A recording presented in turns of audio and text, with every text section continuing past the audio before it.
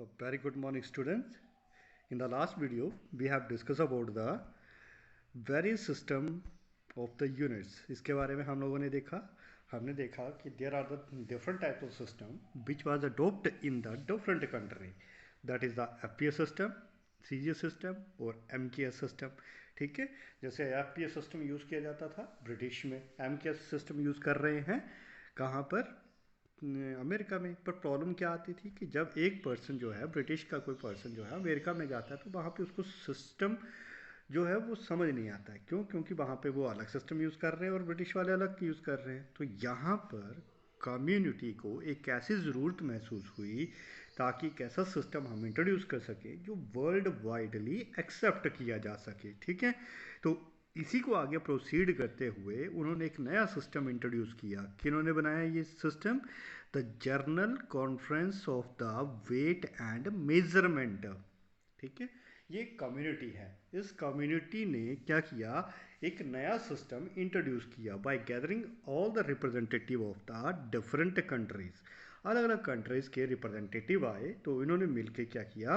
एक कॉन्फ्रेंस तैयार की। ठीक है, general conference of the weight and measurement. तो इन्होंने क्या किया? एक नया सिस्टम इंट्रोड्यूस किया। That system is named as the SI unit. ठीक है, और इसका फुल फॉर्म क्या होता है? The system international de unit इसका नाम होता है। क्लियर हुई बात?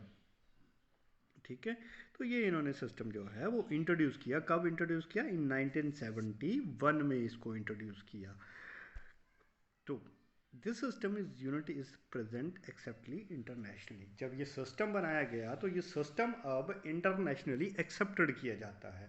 अब किसी भी कंट्री के पर्सन को कोई प्रॉब्लम नहीं आती है कि अगर वो दूसरी कंट्री में जाते हैं तो वो इजीली उन सिस्टम का यूज़ करके दूसरे को अंडरस्टैंड करवा सकता है। ठीक है, तो यहाँ पे अब जो इंटरनेशनल सिस्टम था, इन्होंने जो एक फंडामेंटल अडोप्ट किया, जैसा कि हमने पीछे ऑलरेडी पढ़ के बैठे हैं कि भाई एक स्टैंडर्डाइज यूनिट की कैरेक्टरिस्टिक्स क्या होनी चाहिए। It is neither too small और टू लार्ज। तो इन दोनों के एक मिडिल सिस्टम ऐसा तैयार होना चाहिए ताकि वो कन्वर्ट करने में ईजी रहे। तो ऐसा ही सिस्टम वालों ने क्या किया? एक डेसिमल सिस्टम को अडोप्ट किया, क्योंकि डेसिमल सिस्टम जो है वो थोड़ा सिंप्लीफाइड है। ना तो ये ज़्यादा छोटा है, ना ही तो ये ज़्यादा बड़ा है। क्लियर है बात? तो इसी से रिलेटेड जब हमारी कॉन्फ्रेंस बैठी तो इस कॉन्फ्रेंस ने हमारे पास अलग अलग तरह के सिस्टम, ये यूनिट्स को रिप्रेजेंट किया। तो जो फंडामेंटल यूनिट्स थी इसके अकॉर्डिंगली, तो फंडामेंटल यूनिट्स थी 7। ठीक है, क्यों? क्योंकि पहले जो हम पढ़ रहे थे वो थी फंडामेंटल यूनिट 3। तो वहाँ पे हमने देखा था लेंथ, मास और टाइम के बारे में ही देखा।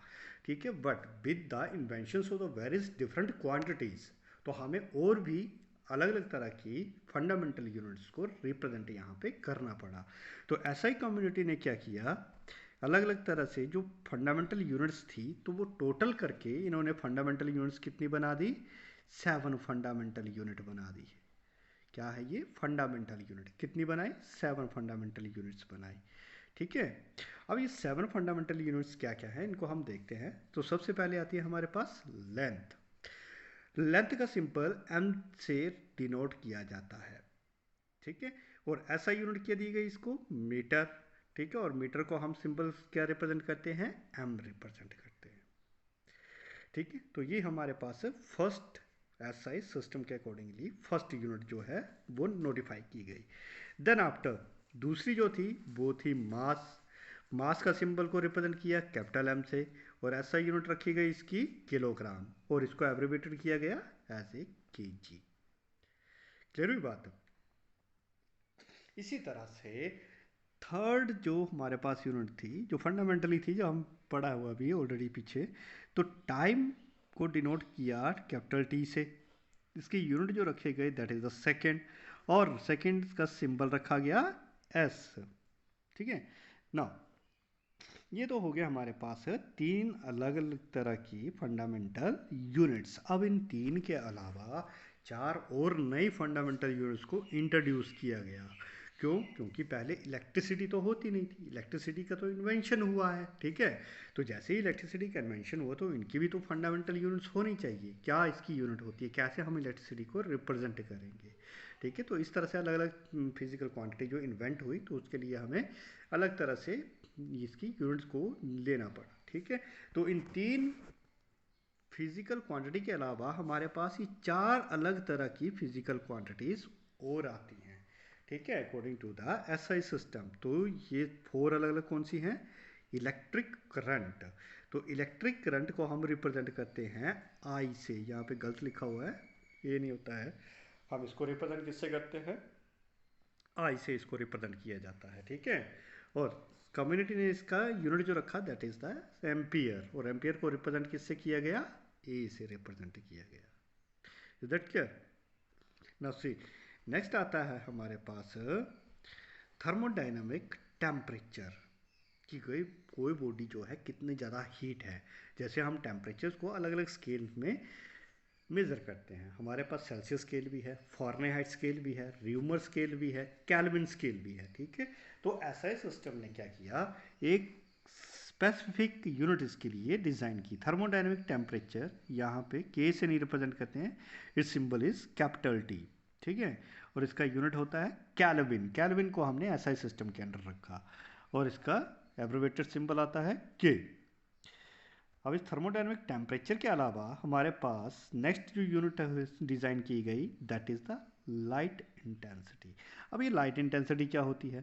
सपोज करो we have the 2 types of the bulb, ठीक है, but one is the 0 watt bulb और दूसरा इज द 100 वाट बल्ब, ठीक है। तो अब देखो यहाँ पे लाइट इंटेंसिटी का मतलब क्या हुआ, कौन सा बल्ब ज़्यादा शाइन करेगा? तो शाइन कौन करता है भाई? 100 वाट का बल्ब ज़्यादा शाइन करता है। तो इसका मतलब इसके पास जो इंटेंसिटी है वो ज़्यादा है, ठीक है। तो कितनी इंटेंसिटी, कितनी ज़्यादा ये शाइनिंग कर रहा है, तो इसी शाइनिंग को रिप्रेजेंट करने के लिए हमने यूज़ किया क्या? लाइट इंटेंसिटी का यूज़ किया, ठीक है। तो इस लाइट इंटेंसिटी को कैसे रिप्रेजेंट किया जाता है? With the help of the candela. Light intensity candela C D से रिप्रेजेंट करते हैं, और इसकी यूनिट जो होते हैं कैंडेला, और इसकी सिंबल जो होगा वो सी डी ही रहेगा, ठीक है।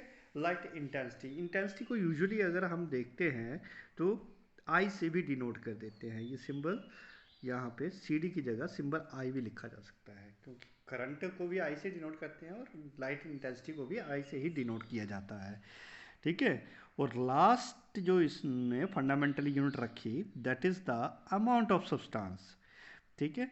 अमाउंट ऑफ सब्सटेंस को मोल से रिप्रेजेंट करते हैं। ऐसा यूनिट भी मोल है और इसकी एब्रिवेटेड भी MOL से किया जाता है। अब देखो अमाउंट ऑफ सब्सटेंस क्या होता है भाई, एक कार्बन 12 के 0.12 ग्राम ऑफ द कार्बन के अंदर कितने एटम या मॉलिक्यूल प्रेजेंट हैं, उसी क्वांटिटी को हम क्या बोलते हैं? Amount of substance. क्लियर हुई बात?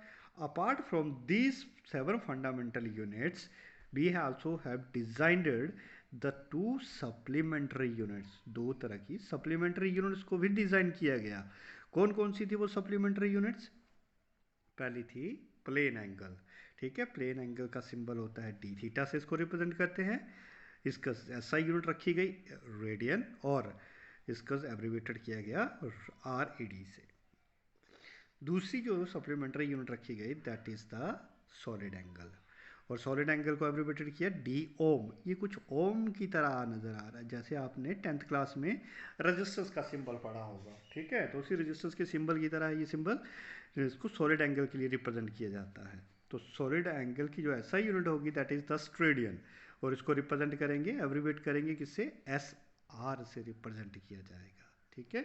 So all these are the SI system, and according to this SI system there are the 7 fundamental units and 2 supplementary units। तो ये 7 तरह की फंडामेंटल यूनिट्स आ गई हमारे पास मेन यूनिट, और ये 2 आई हमारे पास सप्लीमेंट्री यूनिट्स, ठीक है। Okay, thank you all.